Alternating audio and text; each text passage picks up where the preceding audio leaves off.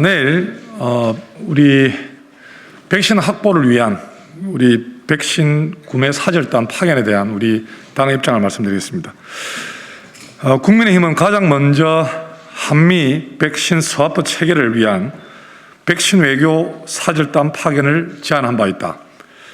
그리고 어제 한미 백신 스와프를 비롯한 한미 백신 파트너십 구축을 위한 결의안을 당론으로 발의했다.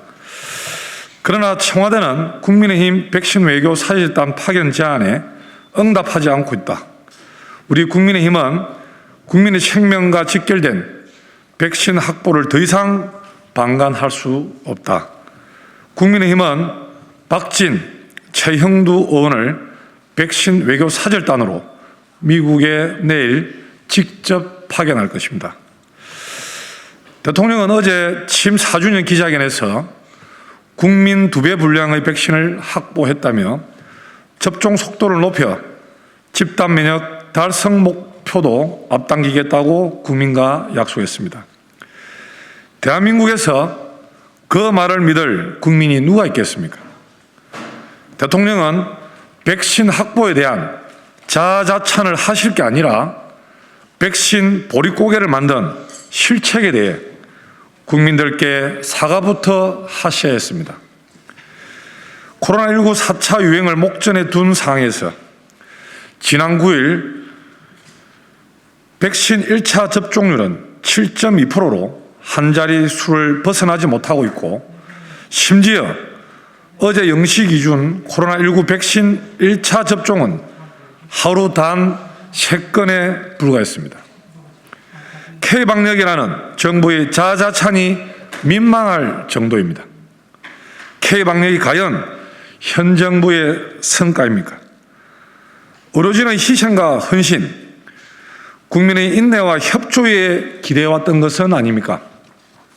정부는 집단 면역을 달성하기 위한 충분한 백신을 확보했다고 주장하지만 백신 물량 확보보다 더 중요한 것은 백신 접종 시기입니다. 이미 국민의 고통 감내가 한계에 다다른 시점에서 언제까지 국민에게 기다리라는 말만 할 것입니까?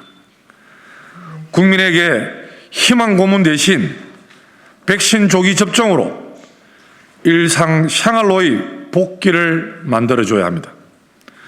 우리 정부가 실책을 거듭하고 있는 동안 세계 주요국들은 이미 지난해부터 총성 없는 백신 외교 전쟁을 벌이고 있습니다. 실제 미국은 멕시코, 캐나다의 백신 스와프를 통해 아스트라제네카 개발 백신 400만 회 접종분을 지원한 바 있습니다.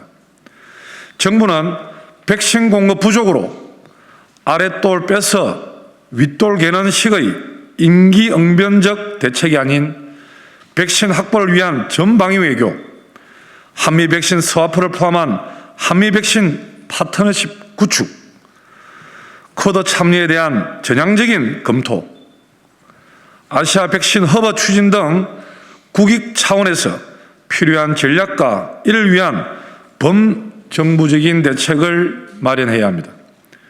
국민의힘은 국민의 생명과 안전보호라는 대의를 위해 정부의 총력 대응과 국회의 초당적인 지원을 촉구합니다. 또한 국민의힘은 국가의 최우선 당면 과제인 백신 조기 접종을 위해 모든 노력을 다할 것입니다.